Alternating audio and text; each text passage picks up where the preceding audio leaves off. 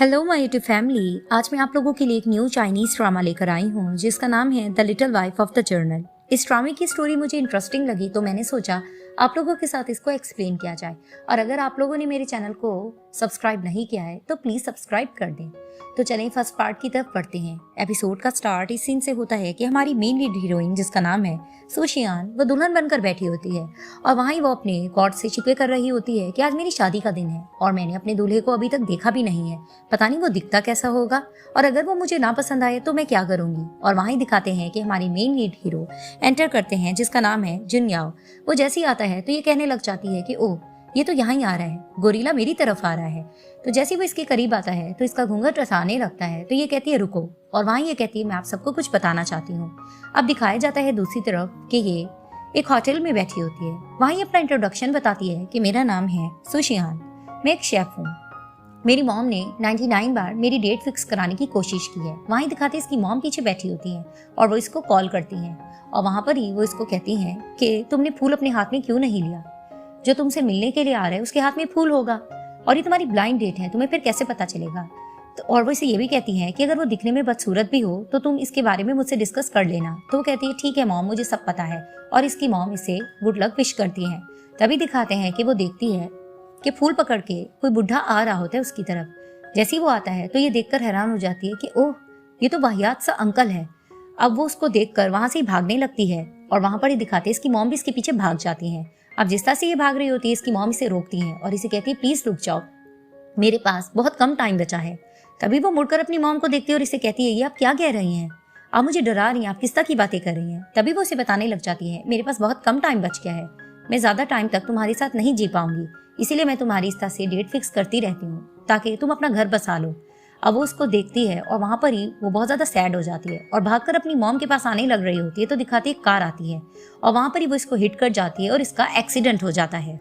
अब दिखाते हैं कि सुशियान हॉस्पिटल होती है और वहां पर ही फ्लैशबैक में कुछ चीजें दिखाई जा रही होती हैं कि जैसे ये किसी दूसरी दुनिया में चली गई हो। जैसे इसकी जाग होती है तो दिखाते हैं कि गुजर चुकी हैं। तो मुझे ये बताओ, तो मुझे देखी देखी लग रही है जैसे किसी ड्रामे में कोई मेड मैंने देखी हो जिसका नाम यिंग हो। वो कहती है हाँ मेरा नाम यिंग ही है।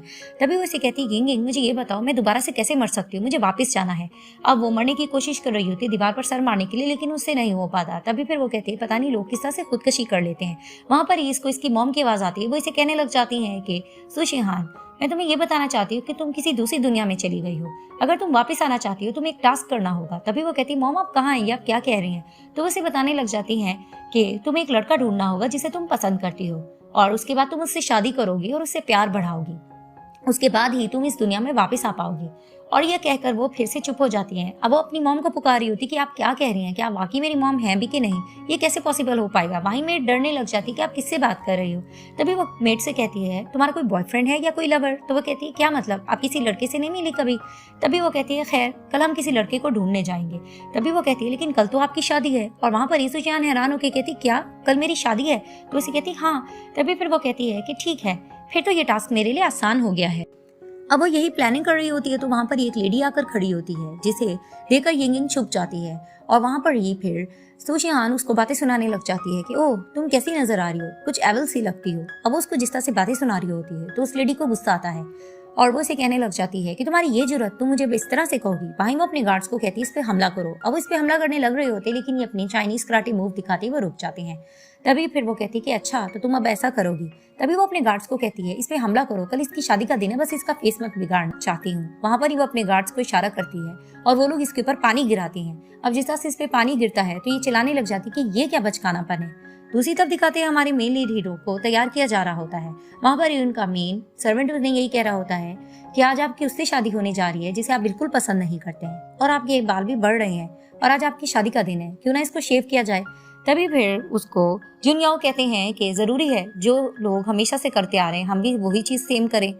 अब दोबारा से वही फर्स्ट सीन दिखाया जाता है कि जैसे ही इसके पास आता है इसका घूंघट उतारता है तो इसको जैसे देखती है तो कहती है ओह सब कुछ खत्म, अब मैं क्या करूं। अब वो इसको देख रहा होता है तो ये दिल में सोचती है कि क्या कोई और ऑप्शन नहीं मेरे पास। तभी वो कहती है कि नहीं, अगर मुझे अपनी मॉम के पास जाना है तो मुझे इसी के साथ सब कुछ करना होगा, इसके साथ रात गुजारनी होगी, तो मुझे इस पे ध्यान देना होगा। अब वो उठकर इसके पास हाथ बढ़ाती है। तभी वो इसके हाथ को झटक देता है और इसे कहता है कि तुम्हें ये मैं बताना चाहता हूँ कि मैं अपने बड़ों के आगे इनकार नहीं कर पाया, लेकिन तुम जनरल मेंशन की वाइफ होना डिजर्व नहीं करती हो। तभी ये दिल में कहती कितना ये घमंडी है। तभी वो कहता है कि अगर तुम जनरल मेंशन की वाइफ बनने जा ही रही हो तो तुम्हें थोड़ा तमीज सीखना होगी, और ने मुझे रिजेक्ट कर दिया। तभी फिर वो वास उठाकर इसको जोर से मारती है। तो जैसे ये मुड़कर इसको देखता है तो दिखाते हैं, तभी फिर वो ये इसको देखकर सपने सजा रही होती है। तो वो इससे कहता है कि थैंक यू, तुमने मुझ पे वास मारा। इस तरह से मुझे ऐसे लग रहा है कि आगे मुझे बहुत ज्यादा कामयाबी होगी, मुझे ऐसा नजर आ रहा है। खैर आज के लिए मैं तुम्हें माफ करता हूँ।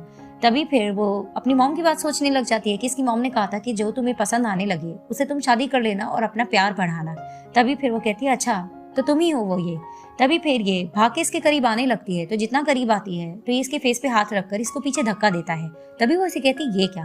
तो इसे कहता है कि कल तुम किसी और जगह पे शिफ्ट हो जाओगे, कल से मैं तुम्हें नहीं देखना चाहूंगा, ना ही मैं तुम्हारा चेहरा देखना पसंद करूंगा। अब वो इसी के कह के चला जाता है। तभी ये पीछे कहते हैं कि ओफ, ये टास्क इतना ज्यादा आसान नहीं लग रहा। तभी वो कहती है मॉम मैं क्या करूं, अब मैं आपके पास कैसे आ पाऊंगी। खैर मैं इतनी ज्यादा प्यारी तो हूँ, मैं कुकिंग भी अच्छी कर लेती हूँ, मैं कोई ना कोई जादू जरूर चलाऊंगी और इसे मैं हासिल करके रहूंगी।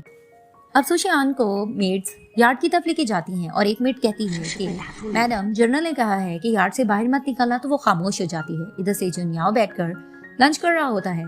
तो उसका सर्वेंट आकर उसे कहता है कि ओल्ड मैडम आने वाली हैं, और एक एनवलप निकालता है और उसे कहता है जो काम आपने कहा था वो हो चुका है। जैसे दिखाते हैं सुशियान को एक स्पेशल किस्म का ट्रीटमेंट दिया जा रहा था, उसे रेडी कर रहे होते हैं और वहां पर ही वो बहुत ज्यादा हैप्पी हो रही होती है। और वहां पर ही वो दिल में सोचती है कि क्योंकि आज मैं अपनी सासू माँ से मिलने वाली हूँ तो मुझे कुछ ना कुछ जादू तो चलाना होगा, उनका दिल जरूर जीतना होगा। अब वो ये सारी प्लानिंग कर रही होती है। जैसे वो रेडी हो जाती है तो मेड्स उसको लेकर जुनियाओ की तरफ जाती हैं। तो जुनियाओ जैसे उसकी तरफ देखता है तो वहां पर ही वो मेड्स को इशारा करता है जाने का। अब सारे मेड्स जब चले जाते हैं वहां पर ही सुशियान दिल में सोचती है कि देखते हैं कि जुनियाओ मुझे देखकर कितना खुश हुआ है। और वहां पर ही जुनियाओ दिल में सोचने लगता है खुश और तुम्हें देखकर, अगर आज मेरी मॉम ना आ रही होती तो मैं तुम्हारी तरफ देखता भी ना। वहां पर ही फिर वो उसे कहता है कि आज मेरी मॉम आ रही है, तो जैसी वो आएंगी तुम अपनी ड्यूटी अच्छे से देती रहना। तभी वो कहती है कि जर्नल आप कौन सी ड्यूटी की बात कर रहे हैं। तभी फिर जुनियाओ इसके करीब आने लगता है तो ये यही दिल में कहती है कहीं मुझे जबरदस्ती तो नहीं कर रहा। तभी वो इसे कहता है कि मेरी मॉम तुम्हें ये सब कुछ करवाना है और तुम अपनी मॉम के आगे यही प्रिटेंड करवाना चाहते हो, तो घुटने पे बैठ के मेरे आगे तुम मिन्नत करो। तभी दिखाते हैं कि वो इसके घुटनों पे बैठ जाता है और वहां पर इसकी मिन्नत करने लग जाते हैं कि प्लीज मेरी हेल्प कर दो। और वो दिल ही दिल में खुश हो रही होती है कि वाओ कितना क्यूट लग रहा है, इसकी आवाज कितनी अच्छी लग रही है। अब वो बहुत ज्यादा इसको देखकर खुश हो रही होती है और वहां पर वो इसको क्यूट क्यूट अदाएं दिखा रहा होता है। तभी फिर ये इसको देखकर मुस्कुरा ही रही होती है तो अचानक से दिखाते हैं कि ये इसको सीरियस अंदाज से देख रहा होता है, यानी कि ये इसका सपना होता है। तभी फिर ये कहती है कि ठीक है और कोई हुक्म। तभी वो इसे कहता है कि जैसे मेरी मॉम चली जाएंगी मैं दोबारा से तुम्हारा चेहरा फिर कभी नहीं देखना चाहूंगा। अब वो ये इसको ऑर्डर देकर चला जाता है। तभी पीछे से ये चिल्लाने लग जाती है कि किस किस्म का ये आदमी है, कुछ ज्यादा ही अजीब है, ये टास्क इतना आसान लग तो नहीं रहा, लेकिन मैं क्या करूं। वहां ये अपने आप को कूल करने लग जाती है। अब ये लोग अपनी मदर इन लॉ को वेलकम करने के लिए बाहर जाते हैं। तभी दिखाते हैं कि पहले एक लड़की वहां से उतरती है और जैसे वो जुनियाओ को देखती है तो कहती है ब्रदर जुनियाओ, और जुनियाओ भी इसको देखकर मुस्कुराता है और कहता है जिनग्रू तुम। और वहां पर ही जैसे ही सुशियान इनको देखती है और देखकर कहती है कि जिस तरह से मैंने टीवी में देखा था इसको देखते ही लग रहा है कि ये कोई नेगेटिव कैरेक्टर होगी। अब वो आकर जुनियाओ के पास खड़ी हो जाती है और बहुत ज्यादा उसको देखकर मुस्कुरा रही होती है।